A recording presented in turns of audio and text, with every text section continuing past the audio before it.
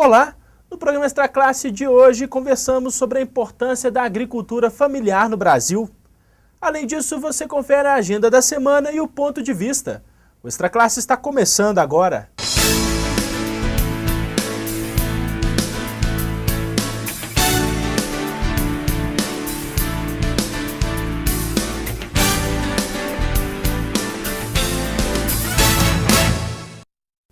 De cada 10 trabalhadores no campo, 7 estão na agricultura familiar.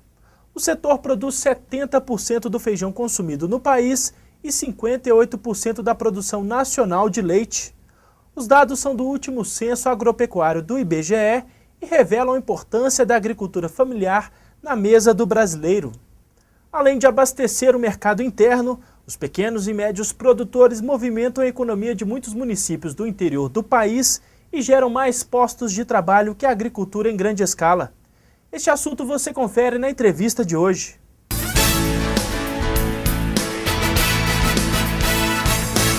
E nosso convidado é Wilson Luiz da Silva, presidente da FETAENG, a Federação dos Trabalhadores na Agricultura do Estado de Minas Gerais. Olá, Wilson, tudo bem? Tudo bem. Wilson, eu gostaria de começar essa nossa entrevista com uma informação sobre orçamento. Do total de recursos destinados à agricultura no país, qual que é o percentual que vai para a agricultura familiar? Olha, na safra 2010-2011, que foi negociado no último grito da terra com o governo federal, nós ficamos com um montante de 16 bilhões de reais para crédito de custeio e investimento. E para a agricultura de um modo geral? Olha, a agricultura de um modo geral, a agricultura do grande empreendedor, o montante é muito maior. Você saberia o valor? Eu diria que esse ano passou de 100 bi. Certo, eu faço essa pergunta, Wilson, porque percebe-se que há uma política pública de valorização, né, que favorece o grande agricultor. Porque um estudo do INCRA revela que em 95, no censo do IBGE de 1995, no censo agropecuário, o setor recebia 25% do crédito destinado à agricultura no país. E hoje esse valor permanece bem menor também em relação à agricultura como um todo, né? Nós avançamos. Se pegar 1995, quando nós tivemos a primeira linha de crédito do PRONAF, que é o Programa de Fortalecimento da Agricultura Familiar, nós tivemos, na época, naquele ano, 200 milhões para o Brasil. Mas nós não conseguimos investir os 200 milhões, porque tivemos a burocracia dos bancos, os bancos não operavam com pequeno, não sabia trabalhar com pequeno produtor, com o agricultor familiar, o costume, né, o hábito de trabalhar mais é com o grande. Depois a falta de confiança, que o pequeno podia ser caloteiro, não ia pagar. Então tivemos várias situações. Avançamos, né, ao longo do tempo, hoje chegamos a 16 bilhões, mas na medida que nós avançamos, crédito para custeio, para investimento, para agricultura familiar tradicional ou para assentamento de reforma agrária, a agricultura do agronegócio, do grande produtor também avançou. Aí o governo também tem sido muito generoso com eles, né? Isso nos preocupa. Certo. Agora, Wilson, o acesso ao crédito ainda representa o principal entrave para a expansão da agricultura familiar? Olha, já avançamos muito, eu diria que não é. Eu acho que organizado, tudo, a gente conquista mais, avança mais. Evidentemente que nós ainda temos algum agente financeiro que tem uma certa dificuldade de trabalhar com a gente, de operar o crédito da agricultura familiar do PRONAF, né? Mas eu não posso colocar isso, porque na medida do possível que nós detectamos um problema, seja em qualquer região, qualquer município de Minas Gerais, nós imediatamente comunicamos a superintendência para dirimir essa questão, né? Mas não é só a questão do crédito, nós precisamos de focar também a questão da assistência técnica, porque nós não podemos permitir. É perigoso que um agricultor, um pequeno produtor, ele pega um determinado valor do programa, se ele não tiver um acompanhamento técnico, porque senão ele não vai conseguir investir, não vai conseguir produzir, amanhã não vai dar conta de pagar aquele dinheiro que ele tomou do banco. Certo. E aqui em Minas, qual que é a realidade em termos de acesso ao crédito, Wilson? Melhorou muito, avançou muito, precisamos de avançar mais. O diálogo que nós temos com o banco, ele avançou, ele melhorou, ele ficou mais estreito. É claro que nós temos alguns problemas ainda, temos problema de banco, temos problema dentro da gente mesmo, da nossa organização, mas o nosso caminho ao longo do tempo é corrigir essas deficiências. Wilson, e o governo federal anunciou, você falou em 16 bilhões para o Plano Safra 2010-2011. Qual que seria um volume de recursos necessários para dar conta de dar um salto aí, importante na agricultura familiar? Ora, Denilson, hoje eu não tenho aqui um número de quantos bi que nós gastaríamos para poder atender todos, sem nenhum ficar de fora. Desse montante que foi destinado para o Brasil, para todo o território nacional, nós temos em torno de 2 bi que vai ser destinado a Minas Gerais. Agora, nós precisamos estar organizados suficientemente através das nossas associações, do nosso sindicato, porque senão nem esses 2 bi a gente consegue gastar. Porque nós temos que trabalhar com os contratos, tem que ter DAPT, o agricultor tem que estar organizado dentro da sua associação, com a sua família, ele tem que procurar o sindicato, tem que procurar a Emater, porque o dinheiro não é liberado assim de qualquer jeito. Então, nós trabalhamos com duas vertentes. Primeiro, a linha do crédito, seja ela para custeio ou para investimento, e trabalhamos também na questão da organização das associações de nossos agricultores familiares em Minas Gerais. Eu sei que, inclusive, Wilson, uma das dificuldades dos pequenos agricultores é chegar ao mercado, né? Para fazer escoar as produções, não é isso? Olha, isso é uma outra questão, porque não adianta você organizar a produção, não adianta você ter o crédito, ter assistência técnica, se você não tiver mercado para escoar, para vender seu produto. E nós precisamos de atingir mercado.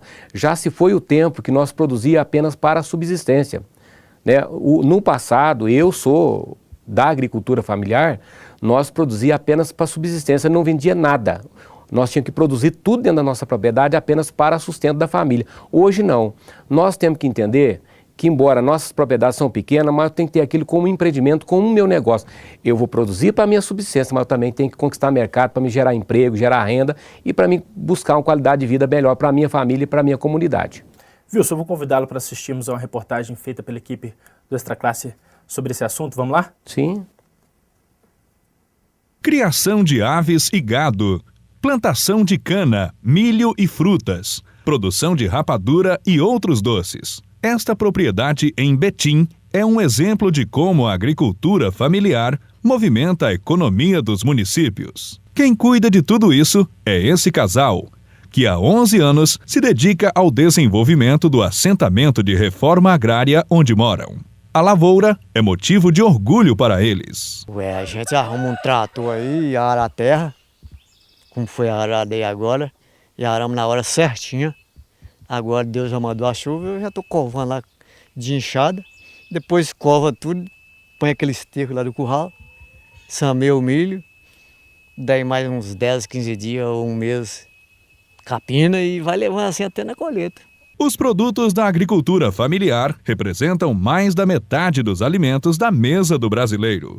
Para se ter uma ideia, itens básicos como arroz, café e mandioca são garantidos por esse tipo de cultivo. A produção da agricultura familiar, hoje, segundo dados do IBGE, ela representa 70%, né, dessa produção nacional, né, e sem contar a questão da diversidade de alimentos que ela é conferida pela agricultura familiar. Eles produzem para consumo próprio e vendem o excedente de produção.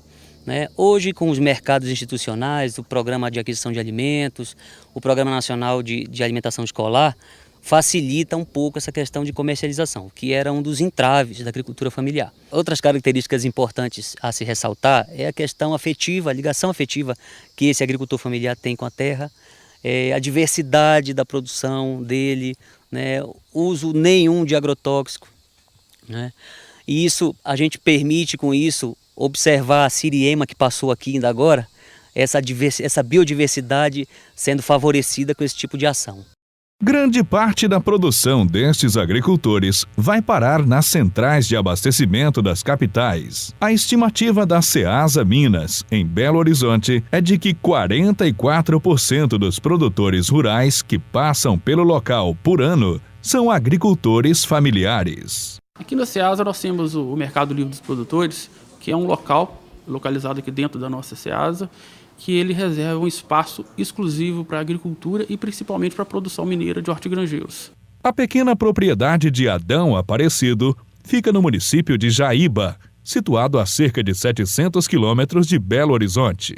3 vezes por semana, ele traz um caminhão com verduras e frutas. Tudo é vendido na Ceasa Minas. Tem 12 anos que eu trabalho aqui e estou gostando, entendeu? Estou conseguindo dar emprego para minha família.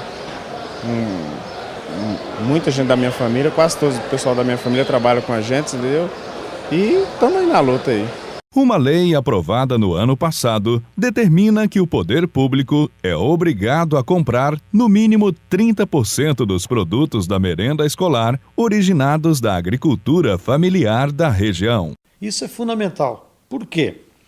Porque obriga ao poder público, seja a prefeitura para as escolas de ensino fundamental, seja o governo do estado para ensino médio, seja as próprias universidades que ainda têm algum restaurante universitário, a comprar os alimentos da produção camponesa. E, ao mesmo tempo, isso ativa a economia local. Então, antes uma prefeitura fazia uma concorrência e ganhava o supermercado Carrefour, que trazia a bolacha da Nestlé, de não sei aonde, para botar na merenda escolar, ou leite longa-vida, que viajava 5.000 quilômetros para chegar lá na escolinha do interior. Agora, com essa lei, pelo menos 30% tem que ser da agricultura familiar da região.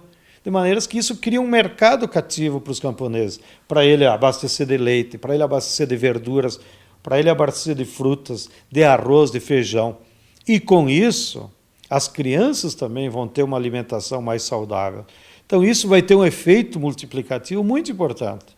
Então eu peço que você que está nos assistindo aí, que é da base do sindicato, que é professor, use da sua influência, ajude a organizar os pais das crianças e dos jovens, vão lá para a prefeitura ou para a delegacia regional do governo e pressionem para que eles apliquem a lei, que no mínimo é 30%, mas pode até chegar a 100% da merenda escolar desses produtos.